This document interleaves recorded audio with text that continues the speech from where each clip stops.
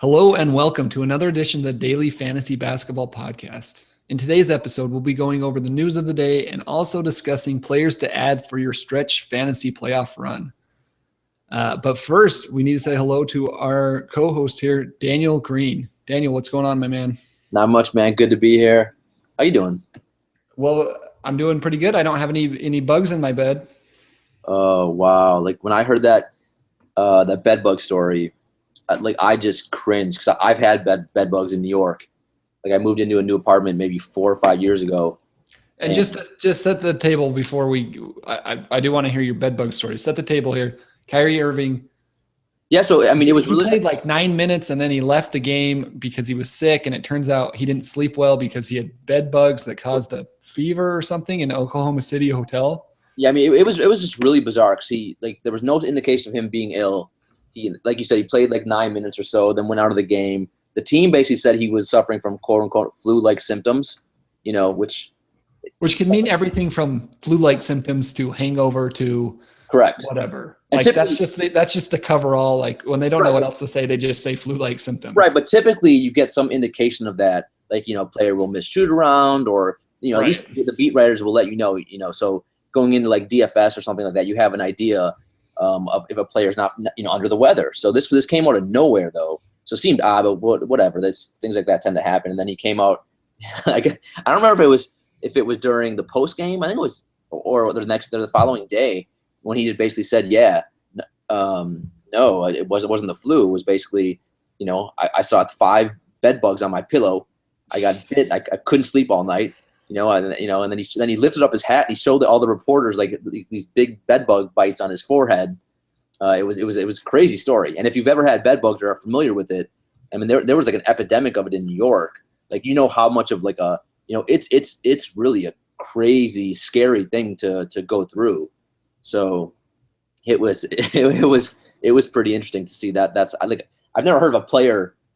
I mean, first of all, it's like you would think it's more common because like typically you can get bed bugs if you travel a lot.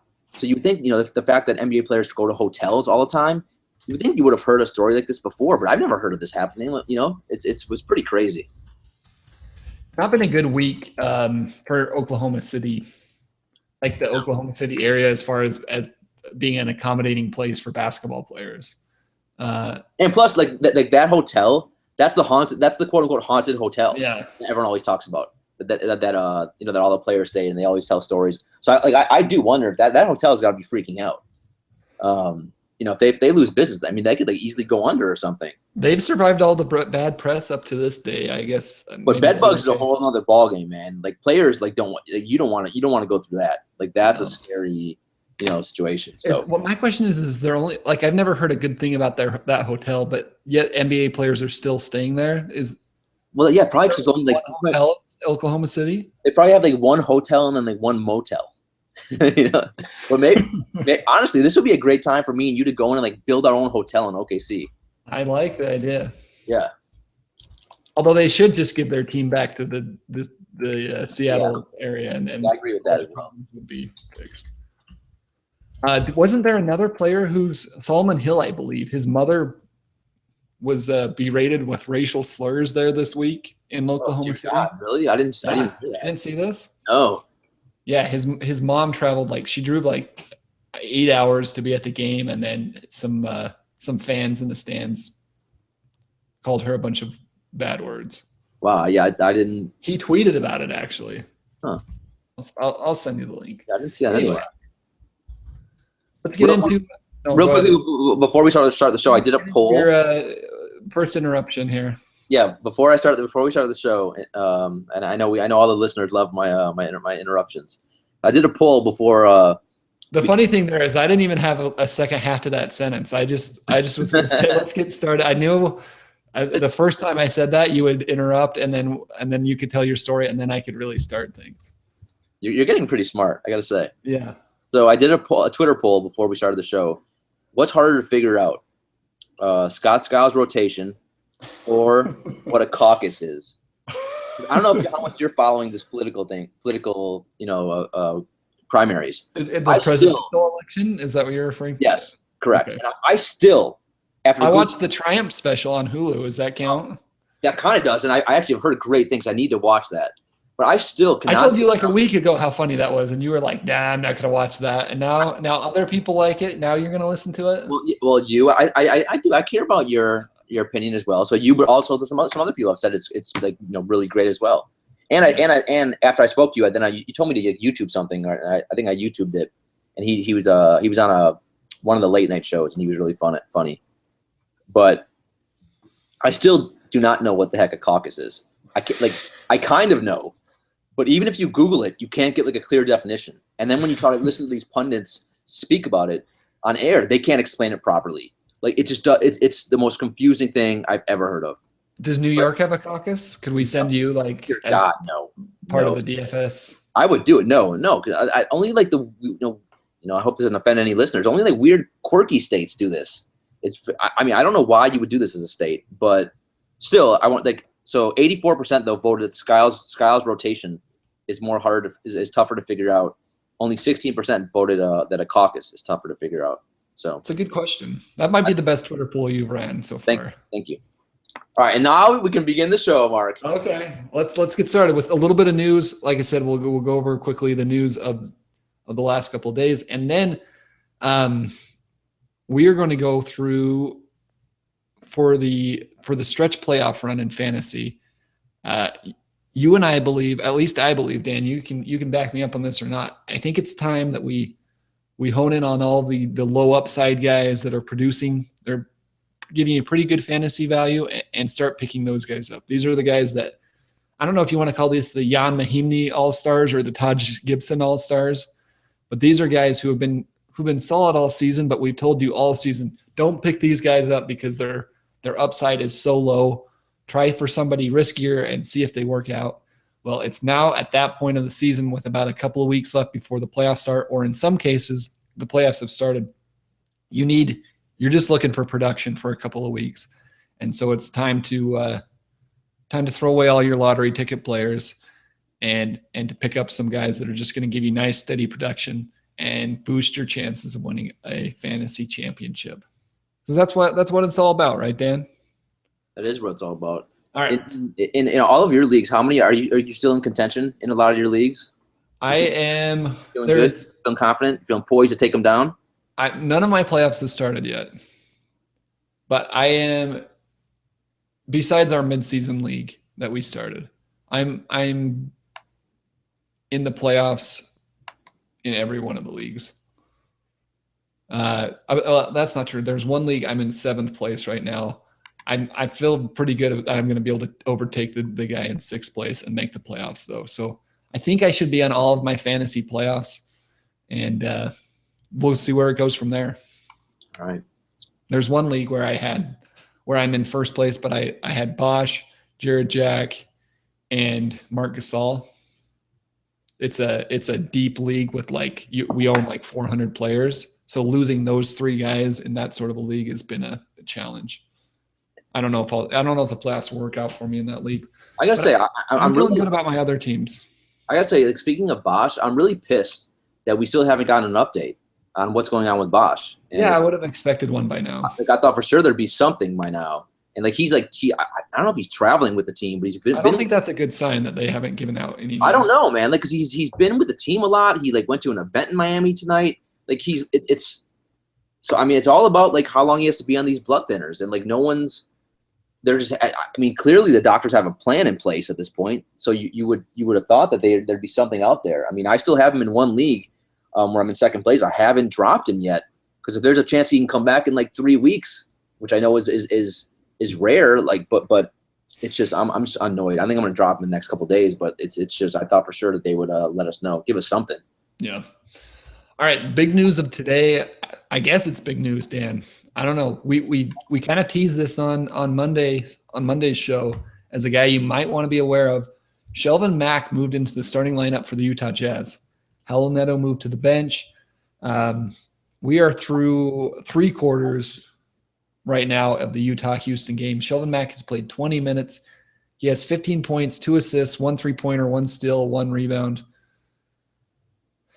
What do you think about Shelvin Mack at this point, Dan? I mean, two things I think about instantly is that one, I got to eat some humble pie here, and then I also got to order some chicken nuggets. Because one, you were right on board here saying I didn't see him starting for Utah, even though I knew they were so horrific and needed a point guard. But to me, like I've seen him play enough, he's just not a point guard. But if we as we were talking pre-show, if they just want to play him more for defensive purposes, so he can switch a lot and he can defend the 1 through kind of 4 positions, that would make some sense. And you got to before, like you said, right now it's late, just started the fourth quarter. I was watching the first 3 quarters of this game. He looked good. He looked aggressive. He took 8 free throws, which I like. He only has 2 assists. So again, I don't really think he's a point guard, but he may become fantasy relevant. Here's what I can tell you about Mac, and I we kind of touched on this on Monday. He's been pretty consistent throughout the years in the minutes that he's gotten at getting a fair number of assists. I don't disagree with your point that he's not a true point guard, and he's not a great player. I don't think anybody believes he's a great player out there. But if he gets the opportunity in Utah, I think he could be pretty valuable in assists. Per 36 minutes for the last 4 years, he's averaged about 6.5 assists per game.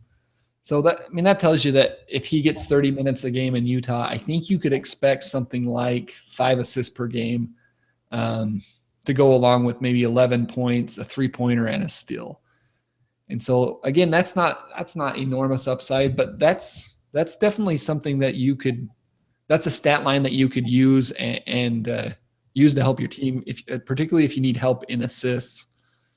Now the question is, like you said, what's Utah really primarily interested in him for? Is it just the fact that they can now switch, 1 through 4 on their team? Like on defense, they can now have any of Mac, Hood, Gordon Hayward, or Derek Favors. They can guard any of the other players' opponent. So, Mac for 3 or 4 seconds can guard a power forward, and that's valuable, and that's something that Halil Neto and Trey Burke can't do.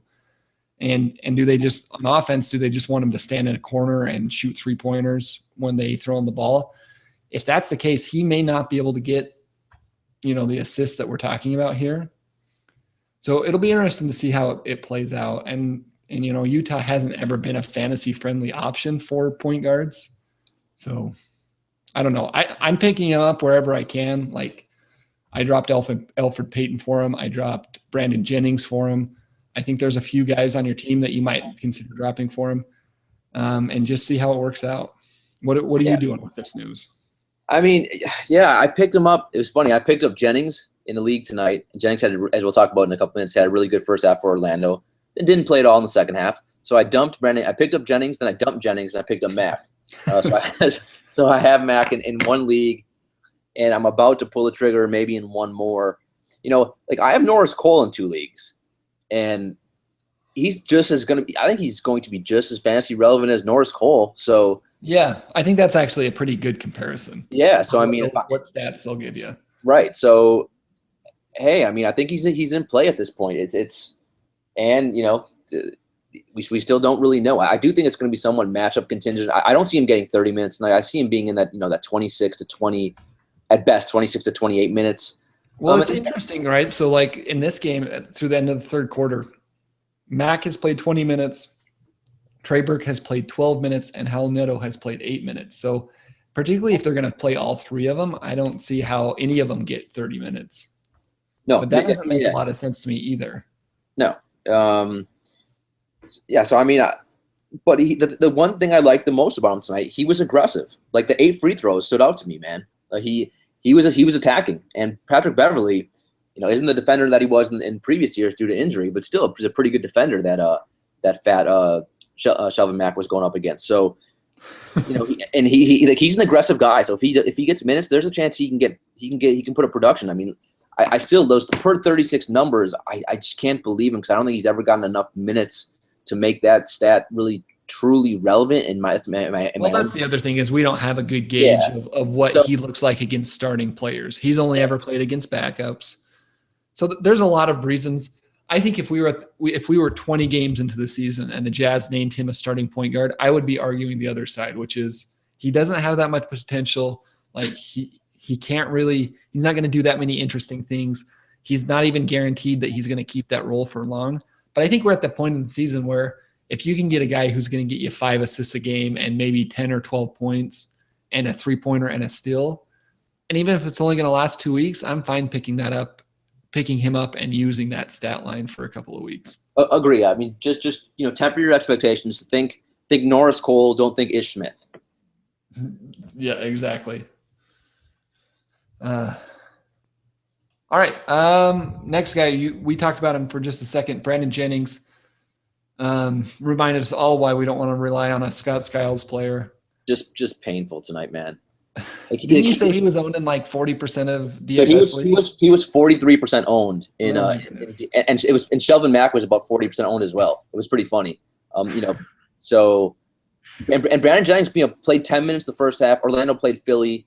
There was no defense going on in this game. Orlando won 124 to 115. Jennings played well in the first half. He had 10 minutes, 6 points, was 1 of 5 from the floor. Didn't shoot well, but he had 3 assists. He had a rebound. He looked good on the court. Second half, he didn't play at all. Skiles didn't give him a sniff of the court. And Elfrid Payton only got 20 minutes. Elfrid Payton looked horrible, looked miserable, didn't want to be there. He did have 8 assists in 20 minutes. He did, but I mean, like if you would have watched the game, like Elfrid Payton, he had one sweet alley-oop pass to Aaron Gordon, but it just Skiles is really hurting Elfrid Payton's confidence at this point, and I think for no reason, considering Orlando's not going to be a playoff team. But so Payton basically got pulled early in the third quarter, and so I was like, great, our Jennings going to come in. Nope, Jennings didn't come in. Instead, for whatever reason, Skiles decided to play C.J. freaking Watson. Is it C.J. Watson? Which Watson is it? Yeah, C.J. Watson. Is there more Watsons? No. Are you thinking Earl Watson? For a second, I was thinking of C.J. Miles because he was hurt yesterday for. I thought maybe you were thinking about Earl Watson, who is somehow an NBA coach at this point. I mean, barely at the way Phoenix is playing, but so yeah. For whatever reason, C.J. Watson came in and played 18 freaking minutes. And he good thing that we could only find 10 minutes for Mario Hazonia, but we got C.J. Watson 20 minutes, we got Jason Smith 10 minutes, we got Ersan Ilyasova 19 minutes. Yeah, I mean the good thing if you own Fournier, Oladipo, or Vucevic, all those guys had really nice nights. They all played basically 40 minutes. So and Vucevic had a monster game. Like Okafor, he might be the worst defensive center in the league. I can't stand that guy. But I mean, Vucevic had a monster night, and Philly's just a god awful team. But so like at this point, it's only been a couple games, but I just don't think Jennings. You can own Jennings, or if you do, it's just get ready for a roller coaster. Yeah, I don't think you. I mean, tonight's a perfect example of why you don't want to rely on Orlando guys in the playoffs. I think aside from those few guys that you mentioned that pretty much have their role locked down. Even Aaron Gordon, who's been pretty consistently around 30 minutes, I would not be shocked if he plays 12 minutes in the next game. No. That's where I disagree with you. He's the one guy. Like if he plays, if there's a game where he plays less than like 20. Would you be shocked if Skiles just decides to play him 15 minutes? Really? I mean, like I guess the more I've been reading from the Orlando beat writers and trying to read some of the Orlando articles, like one of the reasons they made the Tobias move. They wanted to like make sure Aaron Gordon gets like a ton of minutes, coming down the rest of the season. Now he's still the last 3 games. I think he's been right around like 29 minutes. I'd like to see that up to like 34 minutes, but still, I'm pretty sure he's going to get at least that 29, 30 minutes a night the rest of the season. And I think he should be owned. I would be really surprised if Skiles tried to mess around with him. I don't think you have enough faith in how crazy Skiles can get with his. Trust me, I do, man. I watch him, destroy everyone on the Bucks team. But I would not be that surprised if one of these days Ersan Ilyasova plays 32 minutes and Aaron Gordon plays 15. I do know. Well, at least if you believe what you read, I mean, management has basically told Skiles, "We need you playing Aaron Gordon." Now, will Skiles still disobey orders? Maybe. I don't think he's above that. I mean, the fact that they had to trade Tobias Harris to make him play Aaron Gordon tells you, I think, what you need to know there. But I don't disagree with the premise that Aaron Gordon is worth owning at this point. I'm just saying, like, even Fournier, who's been playing like over 40 minutes a game, I'm not going to be surprised in a couple of games when he plays 18 minutes. You know, we've seen him go through this whole thing again. Like at the beginning of this month, 20 days ago, he played 18 minutes. The game before he played 17 minutes. The game before he played 22 minutes. The game before he played 18 minutes. So, like, it's all well and good that he's playing 40 plus minutes now every single game, but you know, that can change at the drop of a hat in Skyle's rotation for no particular reason. And it's definitely frustrating. I'm just waiting for the day when CJ Watson plays 40 minutes. I won't be surprised about that either. The only thing I'm going to be shocked at is if he gives Mario Hezonja over 24 minutes in a game. No, but that's what's weird, man. Like, heaven forbid that we get our guy who was drafted in the top 5. But that's what I'm telling you. Like a week ago, Hezonja was playing like 25 minutes. Like out of the roster right now, that's the one guy that's surprising. Like how many players is management going to have to trade before he starts playing Hezonja? I mean, like, do you think Skiles thinks they're going to make the playoffs? I am not going to pretend I could guess what is in that guy's mind. If you're Scott Skiles, so they're 4.5 games out of the playoff spot with 28 games remaining. I guess that's possible in the East, right? The problem is how many teams are between them and the 8th seed? 2. I mean, they're the 9, 10. They're in the 11th spot. So there's 3 teams basically. Chicago. Yeah, so it's not even the Chicago's games. 8, Like you have to jump 3 teams is not exactly easy. And one of those teams is Detroit, who presumably should be playing better with Tobias Harris. Although, here's a good segue. We found out some news on one of the Detroit Pistons players on, it was on Tuesday. We found out that Stanley Johnson, who had right shoulder sprain, will probably miss the next couple of weeks of action. We mentioned, I think, last show that you probably ought to move on from Stanley Johnson, particularly with this injury where he's going to be out for a couple of weeks. I think you're just fine to drop him in any year-long leagues. If you're in a dynasty league or something like that, I think you might have a different decision to make. But in a year-long league, I don't think there's any reason to hold on to Stanley Johnson at this point. Yeah, I totally agree. Okay. All right, Dan, that's the news that we've got for today. Let's jump in and talk about players. Hold on, Mark. You don't want to talk about Bino Udra being out for the year? Nope. All right. Let's talk about players that you can own, low upside guys that you can own. Did you decide whether we should call these the Taj Gibson All-Stars or the Yam Nahimni All-Stars? Do you have or the Evan Turner All-Stars? I'm giving away some of the players on my list here, but we can't do Taj Gibson just because that guy. I think he's been disgraceful. I think Yam Nahimni. I'll do. I can't pronounce that name, but I'll do that. I like him. Yam Nahimni All-Stars. These are guys that have low upside. These are guys that you wouldn't want to draft at the beginning of the season, but that when you look at the rankings at the end of the season, they're going to be close to top 100 players, or in some cases over top 100 players. That's just because they give you steady, low ceiling production pretty much each and every night. And I, as I stated at the beginning of the show, this is the point in the season when you want to start picking these guys up and capitalizing on their pretty consistent production. So sorry. I was going to say another term that I use for these guys, for DFS wise, I call them one-trick ponies. How do you like that? Sure. All right. No, I think your intention is that these guys produce. There are guys that produce just in one category. Yeah, correct. And if you're getting them for season long, it's basically for this one category.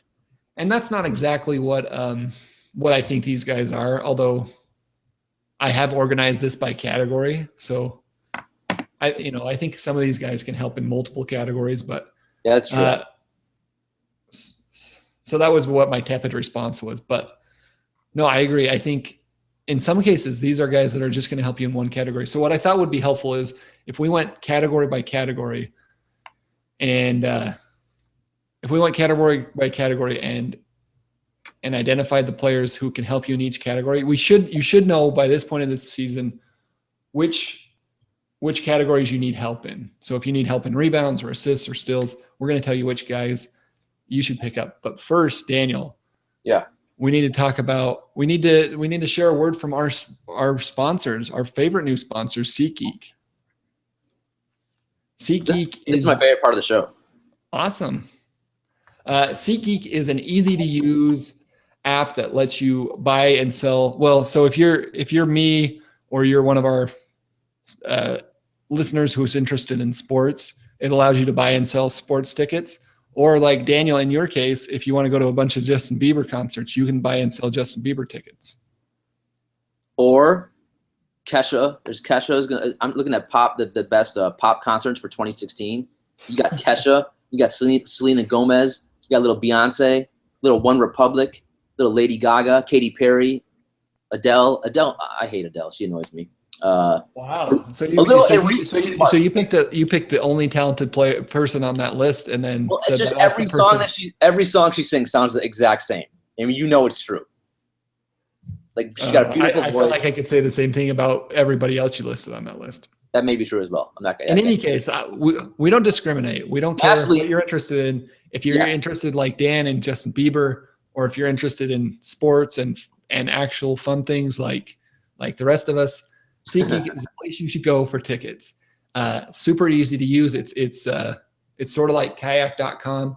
It aggregates all of the ticket sales across the internet, puts them in one place, and then it goes one step further and gives each ticket a score, a grade, and a color code. So you can easily look at the stadium that you're planning to buy a ticket in, and you can see the available tickets, and then each ticket will have a number and a score by it. So green seats are good and red seats are not as good.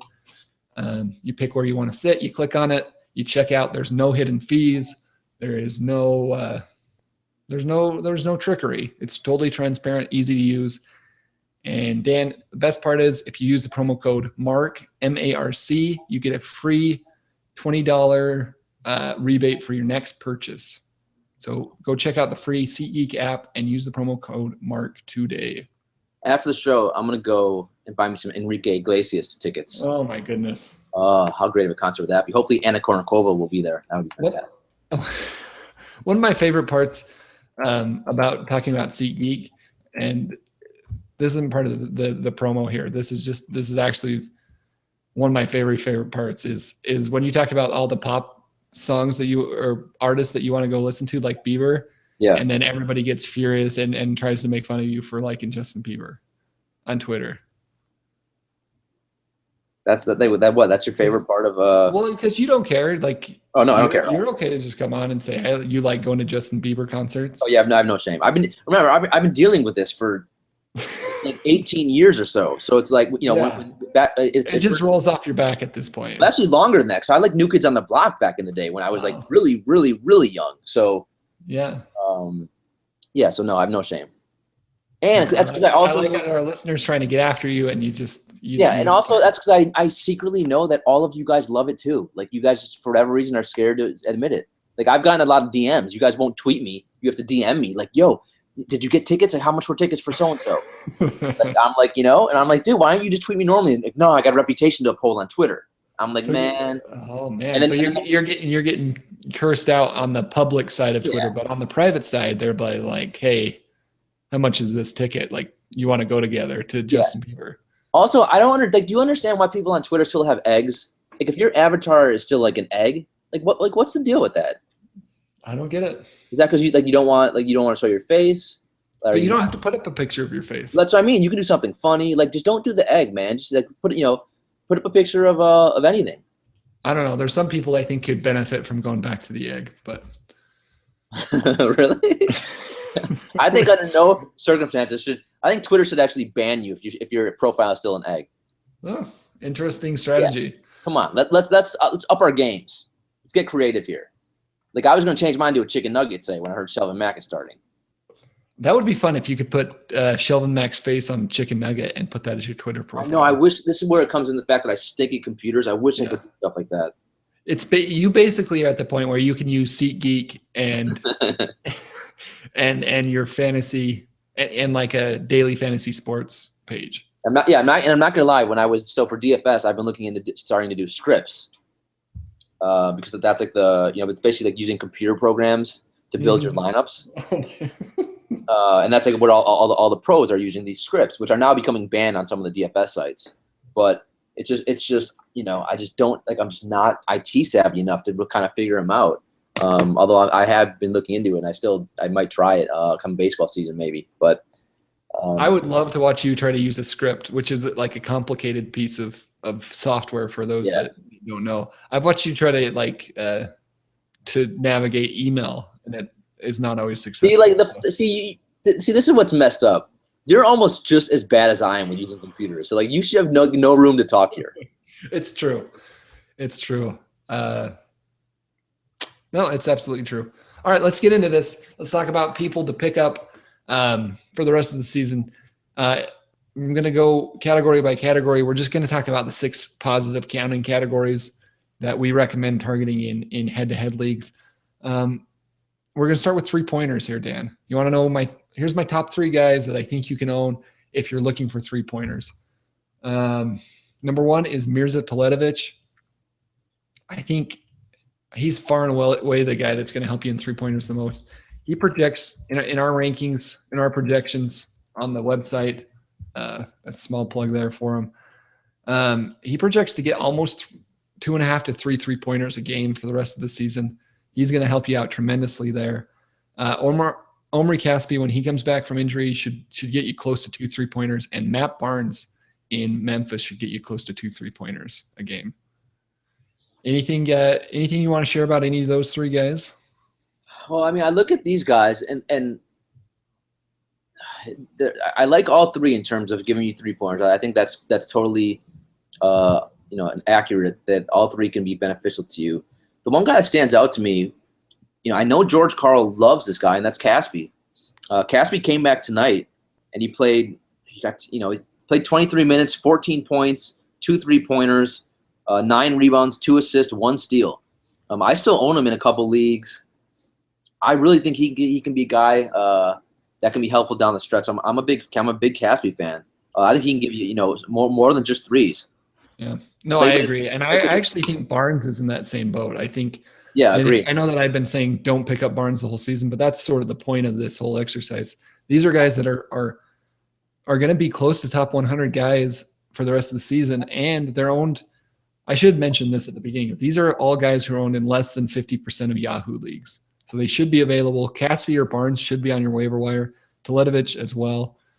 I mean, the problem with, as it seems like we talk Phoenix every show, which is what the hell is Earl Watson going to do? I mean, yesterday. In a weird way, those 2 guys are not that dissimilar, Caspi and Barnes.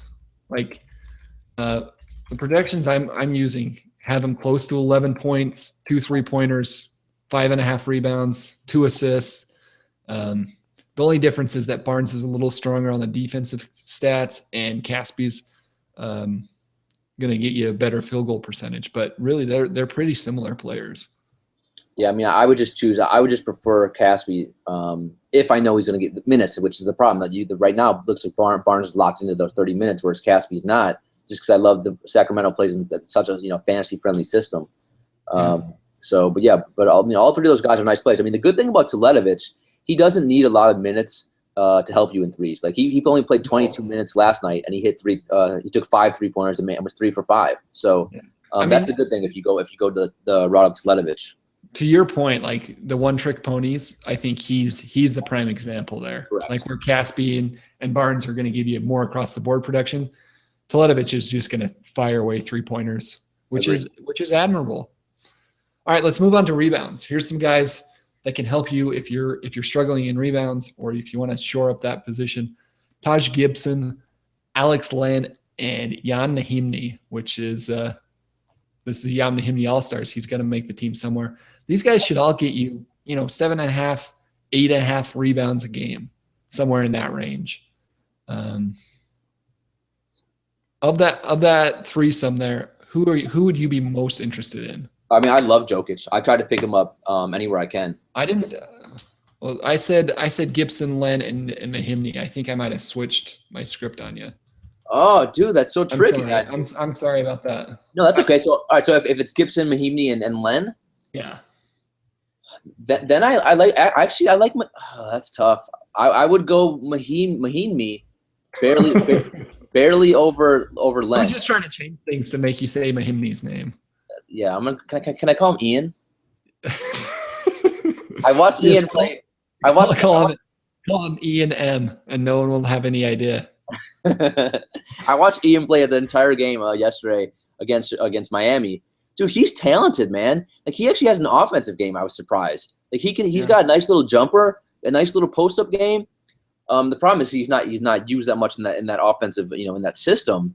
But I'm a fan of his game, and he's getting about 30 minutes a night. Like only took 5 shots yesterday. That's what pissed me off the most. But he blocks some shots. He'll get some rebounds. Like it's not exciting production, but it is pretty consistent game to game. I agree with you. And the fourth guy that would have been on my list for rebounds, but is probably easily the best player here is Nikola Jokic. Yeah. Jokic. If he's available in exactly 50% of Yahoo leagues, which means he's probably not available in your competitive league. If he happens to be available, please go pick him up immediately. He's been playing great as of late. Do you have the box score open right now? I guess I can get to it pretty quick. No, I have it. So tonight he was up against DeMarcus Cousins.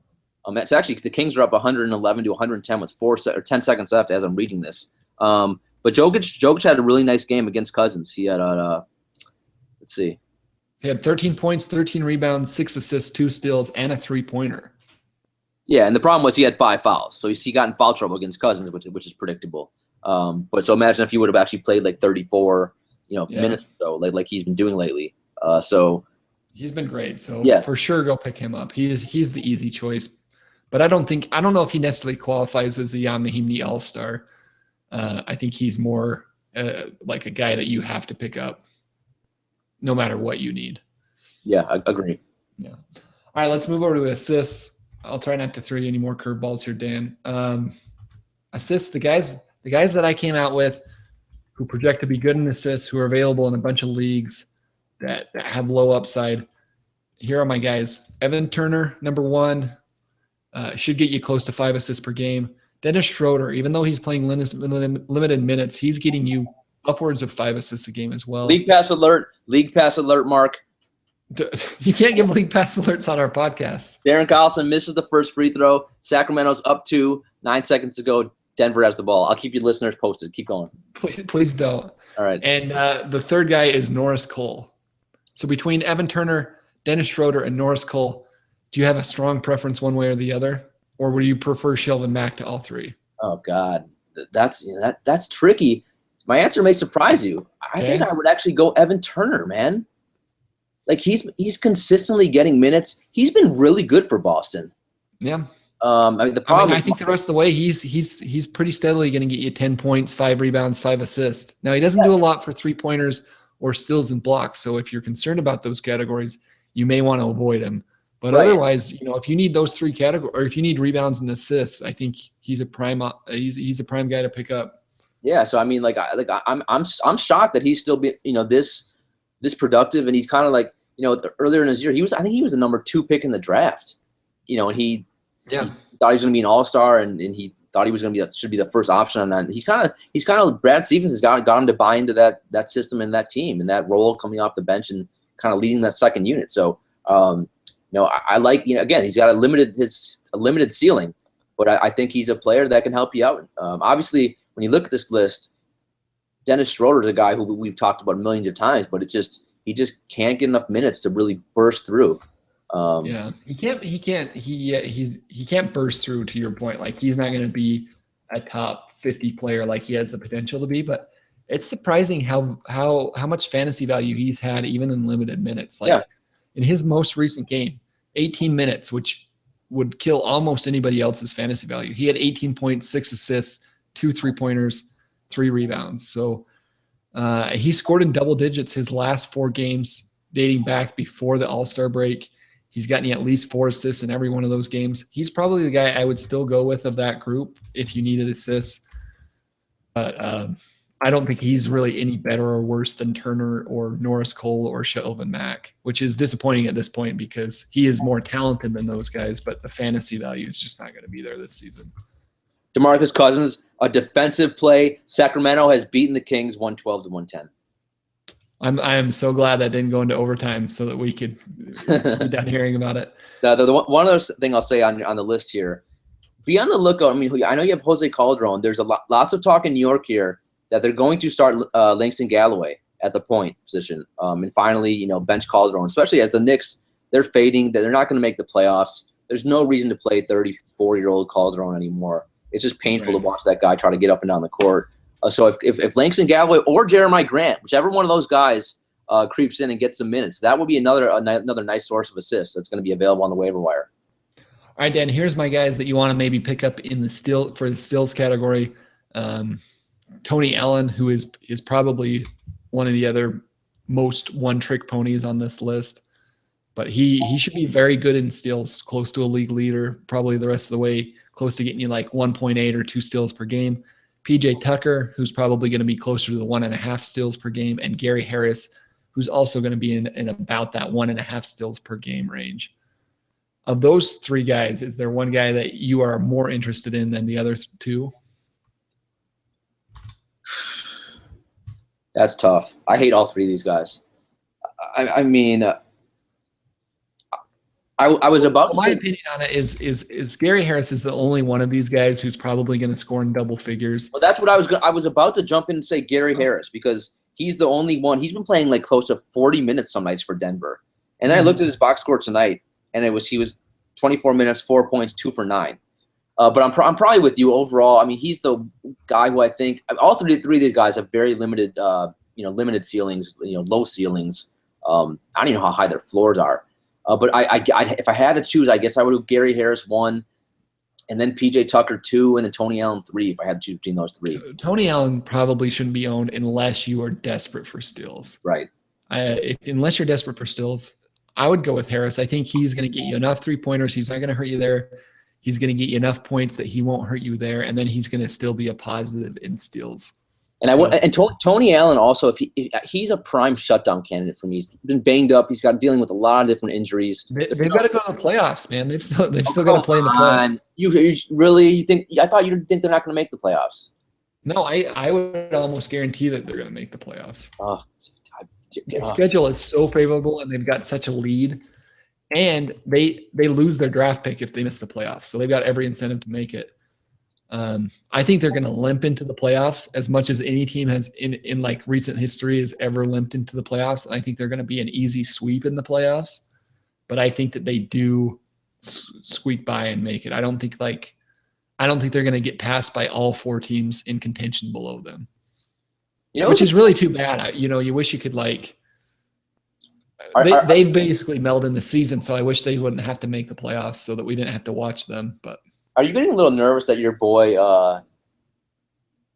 Carlisle and his teams might not make the playoffs? They're sliding fast. They are sliding, yeah.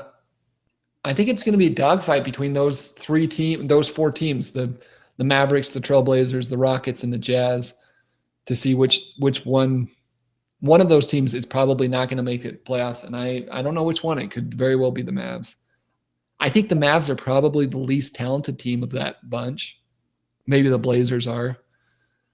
Yeah, I would think it's tough. I could see either one. And the Jazz, I think, have the hardest schedule and are already, the furthest behind. The Jazz are the one team that if I was like Golden State, I don't want to play. Yeah, I'm sure Golden State or the Warriors won't have a hard time with them.